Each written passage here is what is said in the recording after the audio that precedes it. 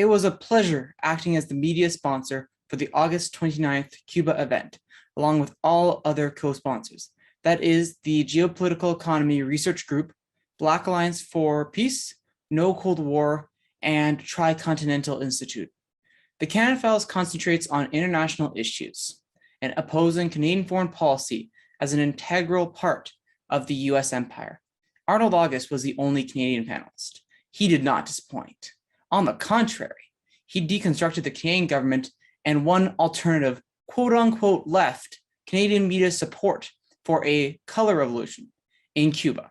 This is how we elaborated on Arnold's talk. Hang on to your seat. Our next speaker is Arnold August. Arnold is based in Montreal. He's an author and journalist who has written 3 books on Cuba: Democracy in Cuba and the 1997-98 elections, Cuba and its neighbors, Democracy in Motion, and Cuba-US relations. And these books have been much praised and much relied on by activists and scholars around the world. Arnold's journalism has won a lot of awards, and it is published in English, Spanish, and French in North and South America, Europe, and the Middle East. So Arnold, the floor is yours. Thank you very much, Radhika. In our appeal for today's event, we indicate very clearly that we stand against the color revolution, or more precisely, color counter-revolution, as an integral part of US aggression against Cuba and thus endangering world peace.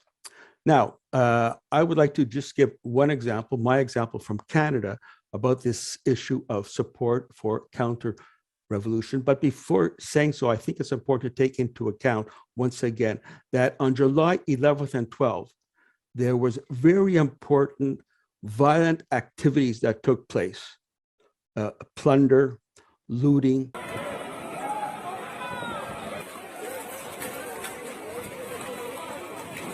even attacks against state health facilities. En medio del peor rebrote de la COVID en la provincia, el odio llevó a los supuestos pacifistas a apedrear la sala de pediatría del Hospital Territorial Julio Aristegui Villamil. This took place on July 11th and 12th. Now, one other point, of course, there are other factors that played into the demonstration. Errol Sanchez indicated that there are a lot of some confused people who participated. En otra dirección, se ha venido incrementando de modo sostenido el financiamiento para la subversión en el país, ya desde la época de Obama. Pudiéramos decir que hay 2 grupos de medios de comunicación y de activismos digitales financiados de Estados Unidos, pudiéramos decir, dirigido específicamente a sectores de gran influencia en la sociedad cubana, a partir de minorías como son intelectuales, académicos, periodistas, artistas, cuya mayoría sigue junto al proceso revolucionario, pero Estados Unidos ha logrado construir una cabeza de playa en esos sectores en Cuba. También durante la pandemia, por supuesto, se han desactivado las redes estudiantiles, educacionales. Ahí el curso escolar está suspendido hace año y medio en Cuba y están sometidas a todo este bombardeo desde los Estados Unidos. Raúl Álvarez tiene 23 años y fue uno de los jóvenes de San Antonio de los Baños que se sumó a las manifestaciones del pasado 11 de julio para exigir demandas que considera legítimas. Sin embargo, cuando las acciones se tornaron ofensivas y violentas, decidió retirarse. Yo me salí, ¿por qué? Por eso, porque yo no tengo nada en contra de la revolución. Todo lo contrario, soy nacido y criado en este pueblo. ¿Y por qué voy a tener algo en contra de él? No me he muerto de hambre. Paso trabajo igual que pasa a todo el mundo, pero no muero de hambre. Tengo siempre mi platillo de comida ahí. Mi chama tampoco se ha muerto de hambre, pero sí me hace eso, ¿me entiendes? Me dolió eso, que 6 horas sin corriente. Y mi niño ahí, yo no tengo un aire, ¿me entiendes? Yo tengo que echarle fresco con abanico. Son cositas que me llegó, me dolió. Y entonces sí fui a protestar por eso. However, what I'm saying today, I'd like to concentrate on one specific point, on the question of Canada. Now, in Canada, we have a very peculiar and unfortunate situation whereby the Canadian dimension that used to be an important voice of the American left in Canada has changed radically over a short period of time lately. Now, they are, for example, on Cuba, which is sort of a litmus test, in my view, whether you're progressive or left or whatever. The Canadian Dimension has published 2 articles from Cuban dissidents in their website. So I deal with both of them. Let's deal with one first. It's called La Joven Cuba, which was reproduced, their article reproduced in Canadian Dimension. They say, in the one-party model of bureaucratic socialism, of course, the real and spontaneous participation of citizenry in political activity is not allowed. This discriminatory condition explains why, faced with the July 11 social outburst, the party reacted with brutality in an authoritarian way rather than politically. Wait a second. A week after the event, a very important political act took place.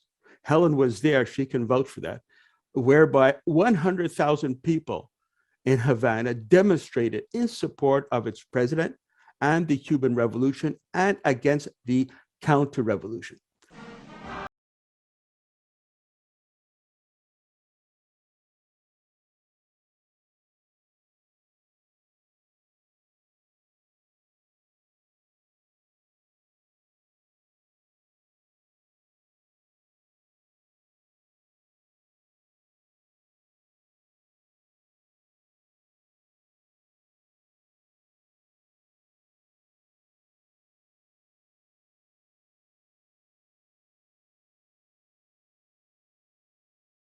This article in La Joven Cuba, published in Canadian Dimension, continues. Freedom slogans that swept the island indicate the demand of the citizenry to be recognized in a political process that has ignored them up to now.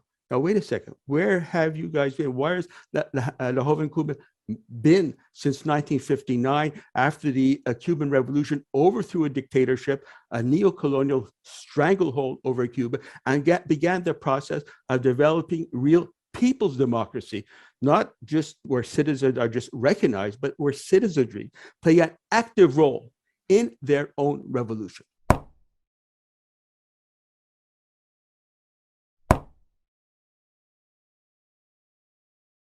En medio del tumulto y la confusión, distinguió al presidente cubano y no dudó en acercarse y expresar su visión de lo que sucedía. Además, cuando terminó de debatir con él, me estrechó el puño. Entonces fue una cosa que pero uno ve los cambios, pero todavía no. Él como yo lo expresé, presidente, que el pueblo necesitaba hecho. Porque a veces no tenemos la palabra, que la palabra solamente no me refería al gobierno como tal del país, sino al gobierno de cada municipio, el gobierno de cada provincia. Entonces, son cosas que nos quedamos en blanco y no pasa nada. Las autoridades de San Antonio de los Baños, municipio de unos 50.000 habitantes, aseguran que se escucharon y se atienden las insatisfacciones de los ciudadanos que se expresaron de modo pacífico.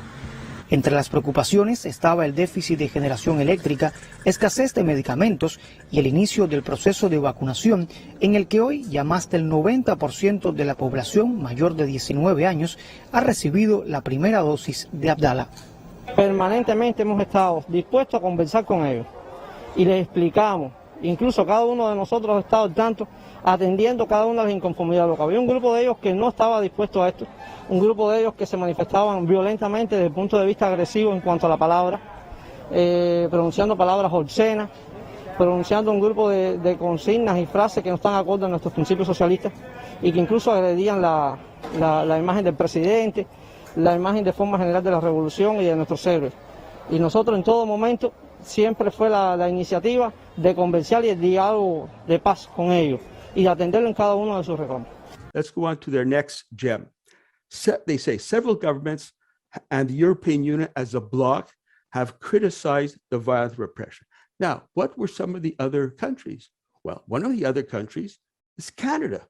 So this puts the Canadian Dimension in a very difficult situation because in principle, they are very much against the Canadian government, against Trudeau and its foreign policy. But by copying and pasting what the dissidents have to say about Cuba, they open themselves they are in a very difficult situation because these dissidents, they love the Canadian government. They even more so love Trudeau just as much as they loved Obama before. So let's see what the Canadian government said about July 11th that has so much impressed these dissidents. On July 12th, the Canadian Foreign Affairs said, it is closely monitoring the situation in Cuba, concerned by recent events, and urges all sides to exercise restraint and encourages all parties involved in the crisis to engage in peaceful and inclusive dialogue.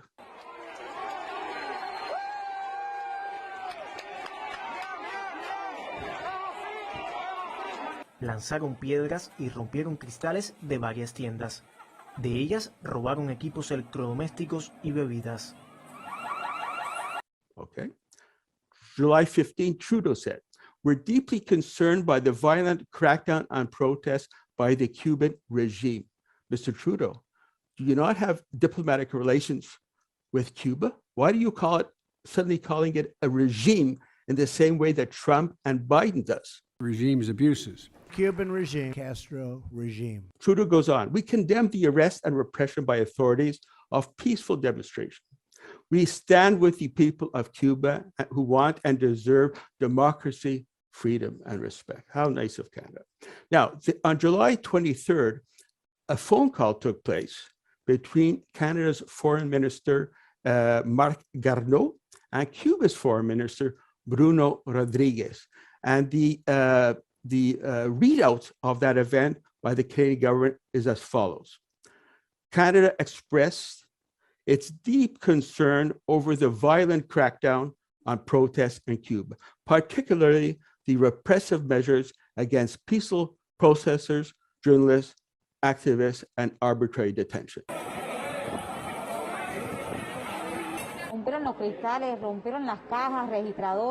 So this is the position of the Canadian government.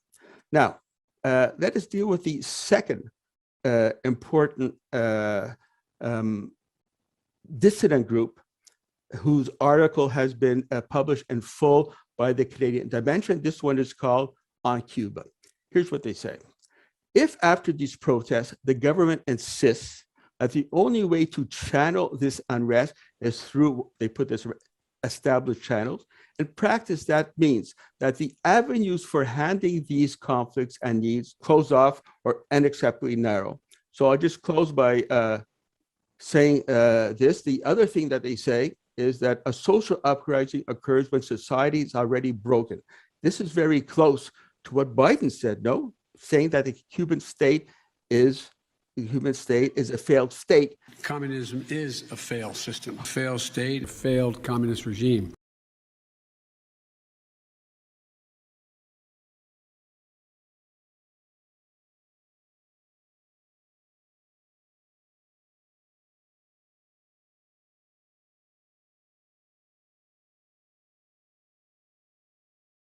And the last thing I would like to say, it's important that this, what this dissident group said, that the words vandalism and criminals, these are words used by the Cuban government, have antecedents, for example, with what Chilean President Sebastián Piñera said, who also called people who demonstrated during social uprising as vandals and criminals. So here they are opening up a discussion, openly suggesting that Miguel Díaz-Canel is similar to dictators such as in Chile. Thank you very much.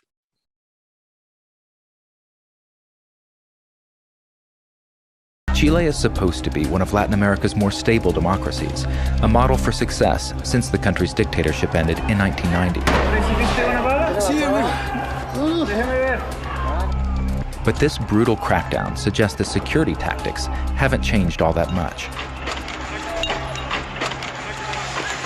Police have fired pellets and rubber bullets. These rounds are often shot at close range, hitting people where they can do maximum damage, the eyes.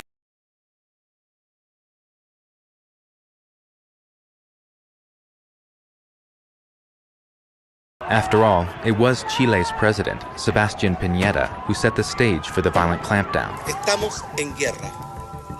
contra un enemigo poderoso, implacable, que no respeta a nada ni a nadie. Since then, at least 5 deaths, more than 180 severe eye injuries, 1,800 hospitalizations, 5,000 arrests, plus allegations of torture and sexual violence. What's the bottom line? That's a good question. In order to oppose U.S. aggression against Cuba, we must deconstruct and expose all support for a pro-U.S. color revolution in Cuba that emanates from Canada. I feel very bad for Cy Gonick, the former editor of Kane Dimension, whom I have known for many decades as a staunch anti-imperialist leftist. Hopefully, the situation will reverse itself in Kane Dimension. In the meantime, it is important, in my view, to support the only consistent, I repeat, consistent Canadian socialist anti-imperialist alternative media that is not affiliated with any political organization, and that is the Canada Files. Thanks, Arnold. Hopefully the Canada Files can create other videos based on your views relating to Cuba. And so in the meantime, if anyone wants to support the Canada Files, they can go to the link in the description. But if people want to hear, it is donorbox.org/the-Canada-Files. All right, thanks everyone so much. Really appreciate you guys watching the video, and have a great one.